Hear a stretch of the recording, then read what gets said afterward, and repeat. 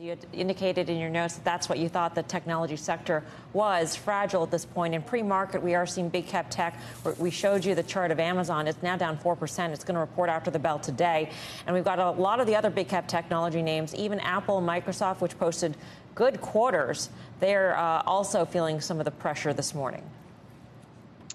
Yeah, so the word fragile, I would refer to rallies in the tech trade as fragile, meaning when we see a big up day in the NASDAQ or in the Qs, I think that's fragile because we get just a little bit of news in one name, as we saw yesterday, and it sends everybody down guilty by association. So in this environment where we know rate hikes are coming, we know financial conditions are going to tighten, that story is not going to change.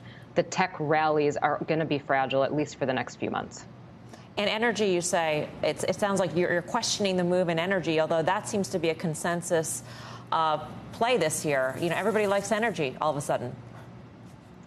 It's easy to like it when it's going up, right? Yeah. So I think, energy has done well from a cyclical perspective, and it should. In an environment where you have cyclical expansion and a place where the recovery is getting a little bit older, right? Not necessarily ending, but as things are sort of growing up rather than growing old, you should see energy come off the bottom.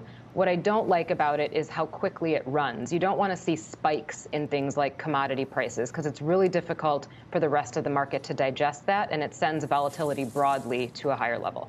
Liz, outside of tech and, earnings season's pretty far along right now, there is really a skew toward lowered guidance. I mean, very few companies have raised guidance for the current quarter.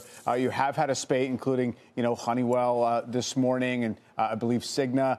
In other words, across the sectors, there's a little bit of moderation in the view. Do you think that's just a first quarter kind of soft patch in growth because of Omicron and other factors, or are we going to have to deal with a typical year when earnings estimates start at a certain level and then kind of get whittled down from there?